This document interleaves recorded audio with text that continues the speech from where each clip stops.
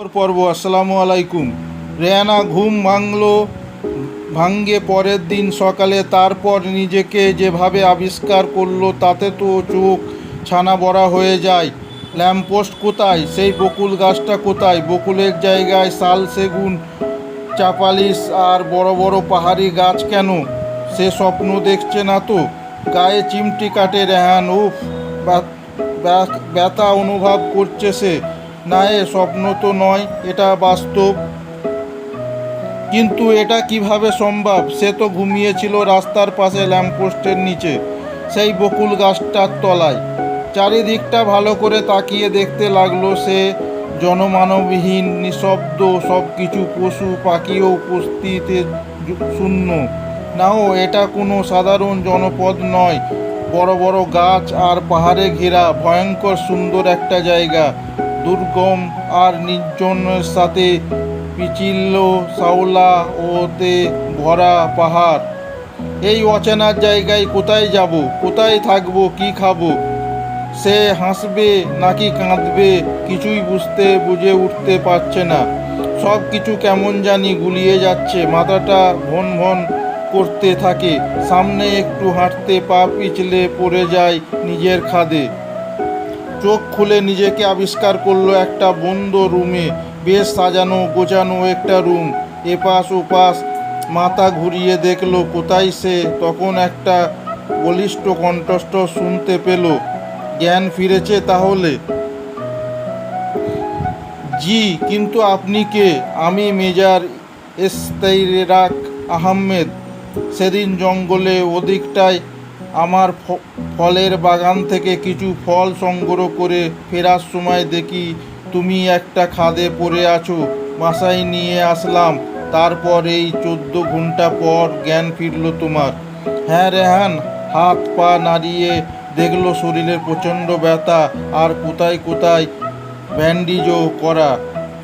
জি ধন্যবাদ আঙ্কেল। হুকুম, এখন বলো বলো তুমি এই জঙ্গলে কেন?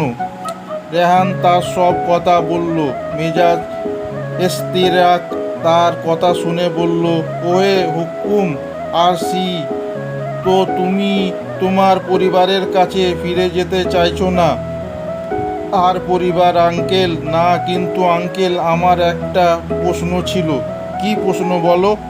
আপনি মিলিটারি মানুষ, জঙ্গলে থাকবেন এটাই স্বাভাবিক, কিন্তু তাই বলে জঙ্গলের বাড়ি বানিয়ে ফেলেছেন?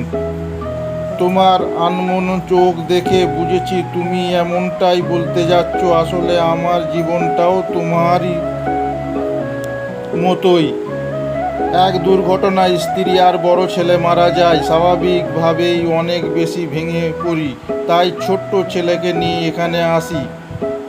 আপনার ইউনিট? এখন সরাসরি ফিল্ডে কাজ করি না, কিছু সিক্রেট ইনভেস্টিগেশনের সাথে আছি, এই আর কি। ও হ্যাঁ, শোনো, তুমি আজ থেকে আমার ছোট ছেলে ঈশানের সাথে থাকবে। আপত্তি নেই তো? মাথা খারাপ? একে তো কোথায় যাব তা সে জানে না, তার উপরে মিলিটারির মানুষ। এর থেকে নিরাপদ জায়গা কোথায় পাবে সে? ঘাড় নেড়ে সম্মতি দিল রেহান। জি আঙ্কেল, অনেক ধন্যবাদ আপনাকে। মেজর কম কথাই মানুষ, কিন্তু বড্ড ভালো। তাই না হলে অচেনা একটা ছেলেকে এইভাবে কেউ নিজের কাছে রাখে?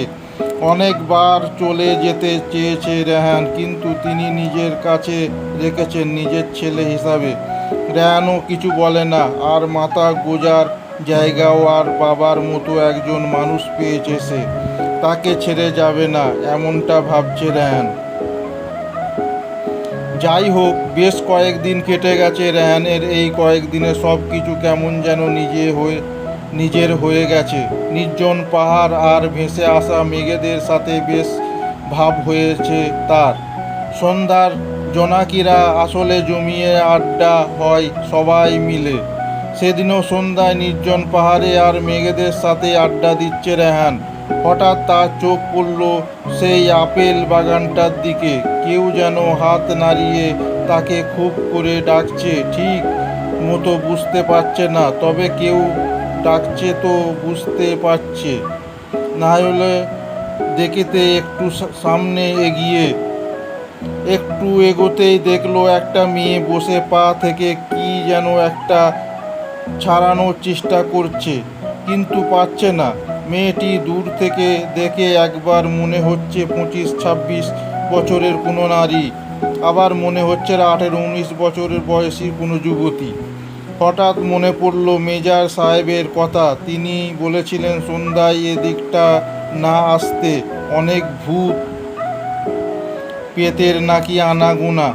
এখানটায় অনেককে নাকিন চোপানি খেতে হয়েছে এদের কাছে, কিন্তু কোনো কিছুই তোয়াক্কা না করে কি যেন এক মায়ার পর করে কৌতূহলের টানে রেহান ভাবলো দেখি বিষয়টা কি। যদিও রেহানের ভয় ডর একটু কম, তারপরেও দোয়া পড়ে শরীরে বন্ধ করে নিল সে। ভয়ে ভয়ে লাগছে, তবুও সাহস করে কাছে গেল ব্যাপারটা ভালো করে দেখবার জন্য। কি হয়েছে আপনার কাঁটা? চিকন আর সুন্দর কণ্ঠের একটা শব্দ পেল রেহান, যেন এমন সুন্দর কণ্ঠ আগে কখনো শোনেনি সে। কাঁটা কেউ দেখি বলে মেয়েটার দিকে গিয়ে গেল সে, গিয়ে পা থেকে কাঁটাটা তুলে দিয়ে দাঁড়ালো। আপনার পিঠে ডানার মতো দেখা যাচ্ছে, আপনি কি সিনেমার কাজ করেন? হি হি হি। ওমা, হাসি কি বললাম, এগুলো সত্যিকারের ডানা হয় নাকি? আমাদের হয় বলে মেয়েটা এক হাসি দিলে, সাথে সাথে চারপাশে তীব্র বকুলের গন্ধ ছেয়ে গেল। অতীব সুন্দরী একটি মেয়ে, পাতলা সিল্কের নীল সাদা শাড়ি পরেছে, একদম মিশে গেছে যেন তার পাকানো শরীরের সাথে। কাজল দিয়া টানা টানা চোখ, মধুমাখা চিকন ঠোঁট, জুড়ে মিষ্টি হাসি, কোমর ছাড়িয়ে গেছে কালো চুলগুলো, শরীর থেকে হালকা নিচেই আলো আভা বের হচ্ছে, আর সাথে বকুল ফুলের তাজা সুবাস। মুখ ঘুরিয়ে রেহানের দিকে মেয়েটি মায়াবী দৃষ্টি নিয়ে তাকালো। হৃৎস্পন্দ যেন বন্ধ হয়ে গেছে রেহানের। মাথা লাগালো নিজেকে, এত সুন্দর মেয়ে সে জীবনেও কখনো দেখেনি। না, এটা সাধারণ কোনো মেয়ে হতে পারে না। সত্যি হুকুম, আমি মানুষ না, আমি পরী। আপনি তাহলে পরী? হ্যাঁ, আমি পরী। কি আপনি পরী? একটু ঘাবড়ে গিয়ে রেহান, কি হলো আপনাকে? অমন লাগছে কেন? নাও কিছু না, আমি তাহলে আসি। আমি মানে আপনার সাথে আমার অনেক কথা আছে, আর আমাকে ভয় পাবেন না। আমি আপনার ক্ষতি চাই না, চাইলে সেদিনেই আপনার কিছু একটা হতে পারত। সেদিন মানে কোন দিন? হা হি হি হি। আপনার মনে আছে আপনি বকুল তলায় ঘুমিয়েছিলেন? হ্যাঁ, তারপর ঘুম থেকে উঠে দেখি আমি এই জঙ্গলে। সেদিন আমরা 5 বোন উড়ে এসেছিলাম বকুল নিতে, কিন্তু বকুল তলায় আপনাকে দেখে বুবু খুব রেগে যায়। তারপর আপনাকে এই জঙ্গলে ফেলে দিয়ে চলে যাই আমরা। তার মানে আপনারাই আমাকে এইখানে ফেলে গেছেন? হি হি হি। একদম হাসবেন না বলে দিলাম। খুব লেগেছে তাই না? উপর থেকে ফেলে দিয়েছে বুবু। লাগেনি তো? খুব মজা পাইছি। হি হি। তো মায়াপরী, আপনাকে নামটাই তো এখনো বললেন না আমায়। আমি সুনয়না। তাই? বাহা, অনেক সুন্দর। আচ্ছা, পরীদের নামগুলো কি আসলেই এত সুন্দর হয়? নামের সাথে চেহারা সবটা মিল। সুনয়নার প্রচণ্ড সুন্দর, তার চোখ দুটো যেন কোনো এক হরিণের কাছে থেকে ধার নিয়া। কাজল এঁটে দিয়েছে যেন কোনো এক শিল্পী আলতো তুলিয়ে ছোঁয়ায় সেই কাজল ঢেকে রেখেছে। একগুচ্ছা পরশ পাপড়ি, মনে হয় যেন কোনো ফিনিক্সের ডানা থেকে নিয়া। চোখের কালোটা এতটা স্পষ্ট সে যে কলতে ডাকেতে তাকালে আয়নার দরকার হবে না। সেটা তো জানি না, হবে হয়তো। তো পরী, আপনি এই আপেল বাগানে কেন? আমি তো এখানে প্রায় আসি। কেন? এই জায়গায় আর আপেল বাগানটা আমার খুব ভালো লাগে, তাই তো আপনাকে এর আশেপাশে ফেলে দিতে বলেছিলাম বুবুকে। আপনার ভালো লাগার জায়গায় আমাকে ফেলে দিতে বলেছেন কেন? আমি তো আপনাদের অসুবিধা করেছিলাম। আপনাকে আমার ভালো লেগেছে, তাই আমি বন্ধু হতে পারি, কেন নয়? আপনি আমাকে সাহায্য করেছেন, আমার পা থেকে কাঁটা ছাড়িয়ে দিয়েছে, তাহলে কি তুমি করে বলা যায় না আপনিটা কেমন বেমানান লাগছে? অবশ্যই আপনি থেকে তুমিটাই বেশি ভালো হবে। আপনি থেকে সম্পর্কটা তুমিতে রূপ নিল। রেহানের ভিতরে অন্য রকম একটা অনুভূতি কাজ করছে। একটা পরীর সাথে বন্ধুত্ব, ব্যাপারটা সত্যিই অদ্ভুত। আচ্ছা শোনো, আজ আমি আসি। আম্মুকে না বলে আসছি। আমাকে না দেখে হয়তো এতক্ষণ চিন্তা শুরু করেছে, কিন্তু আমি তোমার দেখা পাবো কিভাবে, ওই নিয়ে তোমাকে ভাবতে হবে না। এই বলে ডানা দুটি ছড়িয়ে হাওয়ায় ভেসে যেতে লাগলো সোয়ানা। রেহান তাকিয়ে আছে, চেয়ে তার উড়ে চলা দেখছে। এক সময় মেঘেদের মাঝে মিলিয়ে যায় সোয়ানা। রেহানা তবুও তাকিয়ে থাকে। রেহানার মনটা কেমন জানি খারাপ হয়ে যায়, চাপা একটা কষ্ট। মন খারাপ নিয়ে ঘরে ফিরে রেহান ভাবতে থাকে আর করে সোয়ানার সাথে দেখা হবে তার। সেদিন অনেক মেঘ ছিল। রেহান ভাবলো এমনই কিছু ফল নিয়ে আসি, যে কোনো সময় বৃষ্টি আসতে পারে। বাগানে এদিকটা বেশ আপেল হয়েছে। হঠাৎ করেই বৃষ্টি শুরু হলো, মুহূর্তে একেবারে কাক ভেজা হয়ে গেল। রেহান দৌড়ে বাগানের চোচালা ঘরটার নিচে কোনো রকমে দাঁড়ালো। প্রচুর বৃষ্টি হচ্ছে। বারান্দায় দাঁড়িয়ে আছে রেহান। বৃষ্টির ঠান্ডায় হাওয়ার গায়ে লাগছে। আহত, এক্ষুনি বৃষ্টি আসার ছিল, একেবারে ভিজে গেছে। এমনিতে বৃষ্টিতে ভিজতেই ভালো লাগে, কিন্তু এই সময় পাহাড়ি পরিবেশ না একেবারে ঝড় বাঁধিয়ে ফেলবে। কিন্তু পাশে যদি কেউ থাকতো তাহলে ব্যাপারটা অন্যরকম হতে পারত। সোয়ানা কথা খুব মনে পড়ছে তার। কোথায় যে হারিয়ে গেল আমার মিষ্টি পরি সোয়ানাটা। হঠাৎ পাশ থেকে চিকিন গলায় কান্নার শব্দ পাই। রেহান বাচ্চাদের মতো করে ফুপিয়ে কেউ কাঁদছে। খুব চেনা সুর মনে হচ্ছে। আরও তুমি এখানে কেন? আর এইভাবে বা কাঁদছো কেন? কি হয়েছে তোমার সোয়ানা? বৃষ্টি? হ্যাঁ, কি হয়েছে বৃষ্টির?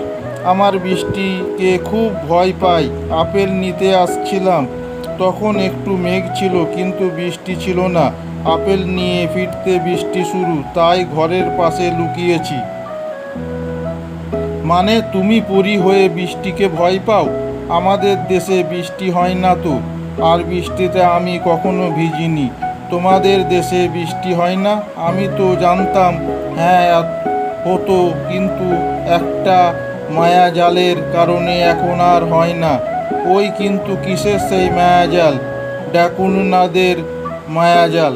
মানে আমাদের শব্দনগরে সবচেয়ে ভালো বৃষ্টি হতো। ডাকুলারা সেই শব্দনগর দখল করতে চেয়েছিল। তখন পরীদের সাথে ডাকুলাদের যুদ্ধ হয়। তারপর সেই যুদ্ধ ডাকুলারা হেরে যায়, কিন্তু শব্দনগর ছাড়াই আগে তারা এমন এক মায়াজাল বেঁধে দিয়ে যায় যেন বৃষ্টি সহজে হতে না পারে। তারপর আস্তে আস্তে বৃষ্টি বিলীন হয়ে যায়। ও অনেকবার অনেক বড় বড় রানী পরীরা অনেক চেষ্টা করেছে, কিন্তু সেই মায়াজাল কোনোভাবেই কাটেনি। তাই আমরা যাই নতুন পরী আছি আর বৃষ্টিকে খুব ভয় পাই। ওই চলো, এখনই ভিজবো। আমি? হ্যাঁ, তুমি চলো তো। না হলে তুমি ভিজা আমি দেখে যাব কি? না না না না, আর মেয়ে আমি আছি তো। ঠিক আছে, তার আগে বলো কিভাবে ভিজতে হয়। আচ্ছা, এই দেখো। বৃষ্টিতে নেবে। চোখ বন্ধ করে আসমানের দিকে তাকিয়ে দু হাত প্রসন্ন করে দাঁড়িয়ে বৃষ্টিতে অনুভব করবে আছড়ে পড়া বৃষ্টির ফোঁটা ওইগুলোকে শরীরে সেই জায়গায় গুলোকে যেখানে বৃষ্টি পড়ে শীতল হয়ে গেছে, কিন্তু যদি কিছু হয়ে বসে তখন এবার সোয়ানার হাত ধরে টেনে নিয়ে বৃষ্টিতে চলে আসে। রেহানা, মুষলধারার বৃষ্টি হচ্ছে, সেইগুলো যেন সবটা আছড়ে পড়েছে সোয়ানার উপরে। বৃষ্টির ফোঁটা গায়ে মাখতেই শেওরেতে হয়ে ওঠে সোয়ানার পুরী শরীরটা, মুহূর্তে যেন বিদ্যুৎ খেলে যায়। বৃষ্টিতে প্রথমবারের মতো ভিজছে সোয়ানা। কেমন লাগছে জানে না, কিন্তু বৃষ্টি প্রতিটা জল কণাকে চোখ বন্ধ করে অনুভব করছে। বৃষ্টিতে ভিজে সোয়ানার রূপ যেন অনেক গুণ বেড়ে গেছে। রেহানাকে সেটা লক্ষ্য করেছে। বৃষ্টিতে ভিজলে কাউকে যে এত সুন্দর লাগে তো তা সোয়ানাকে দেখলে রেহান হয়তো জানতো না। না, আজ আর কোনো জ্বরের ভয় নেই রেহানার। এই কেমন লাগছে বৃষ্টিতে ভিজতে তোমার? জানি না, কিন্তু মনে হচ্ছে আরও কিছুক্ষণ ভিজি। কি এবার ভয় গেছে তো? হ্যাঁ, তোমাকে অনেক ধন্যবাদ আমাকে এই অপার সুখ দিয়ে ভেজানোর জন্য। হে, ধন্যবাদ দিতে হবে না, কিন্তু কিন্তু কি বলতো? বৃষ্টিতে থামছে না। তুমি কি বৃষ্টির মধ্যে উড়ে যেতে পারবে? হি, এ আর তেমন কি, তুমি বললেই তোমার নিয়ে উড়ে যেতে পারি। কি যেন ভেবে হঠাৎ সোয়ানা থমকে দাঁড়ালো। ধন্যবাদ সকলকে। প্লিজ কমেন্ট করে জানাবেন কেমন লাগলো, আর পরবর্তী শিগগিরই দেওয়া হবে। সেই পর্যন্ত